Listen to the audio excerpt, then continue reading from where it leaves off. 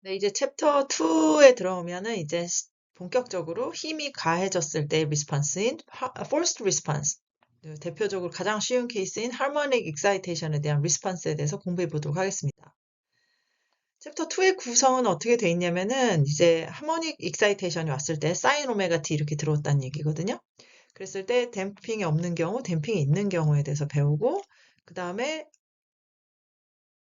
플러스 텐스 폼에 대해서 배워요. 그 다음에 실질적으로 이제 여기는 지금 매스에 다 힘이 가해진 경우고, 매스가 직접 힘이 가해지지 않는 좀 다른 경우, 예를 들어 베이스가 가진된다거나, 아니면은 바닥이 가진되는 거 상에서 상대 변이를 알고 싶다거나, 아니면은 회전하는 거에 언밸런스, 매스 언밸런스, 로테이팅 언밸런스에 의해서 가진이 되는 이런 경우로 나뉘는데, 사실 공부를 하다 보면은 댐핑 있는 경우를 그냥 먼저 배우고 댐핑 없다고 하면 언댐프드 시스템이니까 사실 이 챕터 2 2.2에서 어떻게 솔루션을 포뮬레이션 하느냐 그리고 그런 솔루션 특성이 어떻게 되느냐를 이해하는 게 거의 뭐 학기 내내 나오는 컨셉이기 때문에 챕터 2.2를 가장 중점적으로 여러분이 공부하셔야 되고요. 그래서 챕터 2.2를 공부를 하면은 2.1은 그냥 그냥 혼자서 안 해도 셀프 스터디 할 수 있는 부분이고, 그다음에 이제 트랜스폼에 대해서는 뭐 사실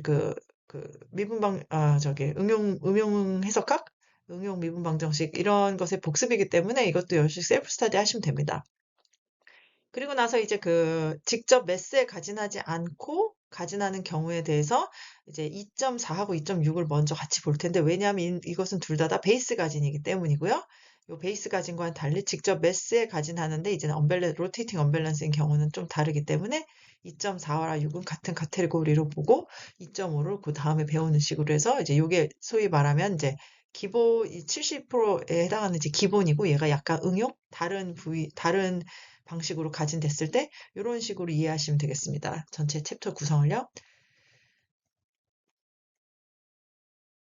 챕터 1에서는 F가 0인 경우, 그러니까 harmonic response, free response에 대해서 배웠었잖아요.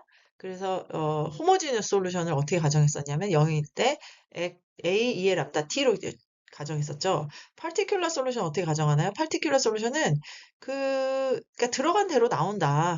인풋이 그러니까 아웃풋은 인풋을 반영한다 이런 컨셉이어서 인풋 포스에 대한 어떤 좀 변형의 형태로 particular solution을 정의하게 됩니다. 그리고 가장 중요한 컨셉 중에 하나가 어렵진 않고요. 슈퍼포지션 프린시플인데, 만약에 이퀘이션 오브 모션 이것의 해가 있는데 x1이 이 식의 해고 x2도 이 식의 해면 두 개 더한 것도 해다. 네, 그것이 이제 리니어 시스템에서 되게 유용하게 쓰이는 슈퍼포지션 프린시플인데, 이제 여기서도 홀드 한다고 하면 그러면 이제 이 식의 솔루션은 f가 0일 때에도 만족을 하죠.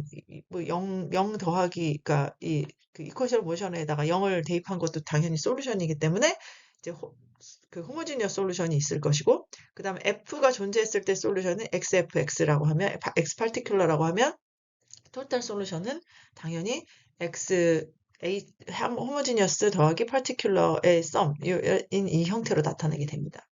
이게 기본적으로 챕터 2에서 우리가 솔루션을 포뮬레이션 할 때 쓰는 컨셉이 될 것이고요. 그 다음에 이제 앞에서도 말씀드렸듯이 우리 호모지니어스의 이 개수 어떻게 구했죠? 이니셜 컨디션 어플라이 했던 것처럼 마찬가지로 이 토탈 솔루션에 대해서 이니셜 컨디션을 어플라이 한다.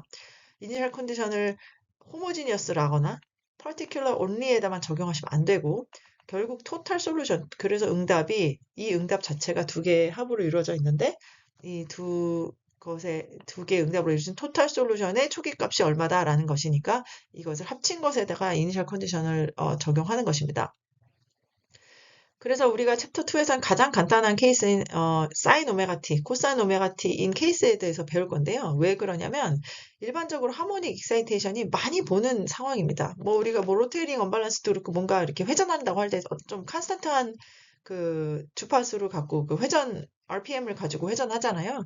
대부분의 우리 주변에서 볼 수 있는 시스템이 심플 하모닉이기 때문에 일단 이 케이스를 배우는 것이기도 하고, 또 챕터 3에서 배우겠지만 프리퀀시 하나에 대해서 배우면은 프리퀀시 여러 개가 중첩된 것에 대한 리스폰스는 당연히 풀 수 있습니다. 왜? 슈퍼포지션 프린시플에 의해서.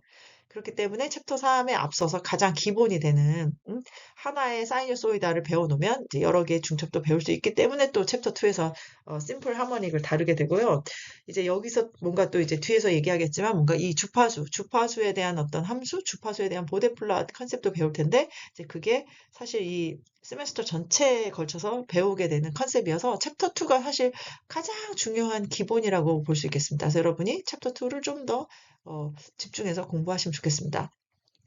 그럼 F가 인풋이 F 코사인 오메가 t 말고 인풋이 F 사인 오메가 t일 때는 어떻게 되나요? 똑같습니다. 이게 뒤에 가서 이제 파티큘러 솔루션을 배우면 알겠지만 이 중요한 것은 사인 코사인이라기보다는 이제 어떤 주파수가 들어왔냐, 그리고 매그니튜드가 얼마냐, 그 매그니튜드가 어떻게 변하냐, 뭐 이런 컨셉으로 우리가 공부를 하게 될 것입니다.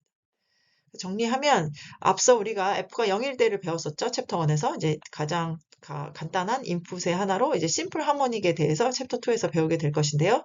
이 심플 하모닉을 배우는 이유는 실생활을 지금 많이 보기 때문이다. 많이 유용하기 때문이고, 이 심플 하모닉에 대해서 배우게 되면 그 하모닉의 중첩으로 표현할 수 있는 다양한 신호에 대해서는 슈퍼포지션으로 쉽게 풀 수 있기 때문에 챕터 2에서 이것을 배운다라고 하겠습니다. 챕터 2에서 이 기본 개념을 잘 익혀두시기 바랍니다.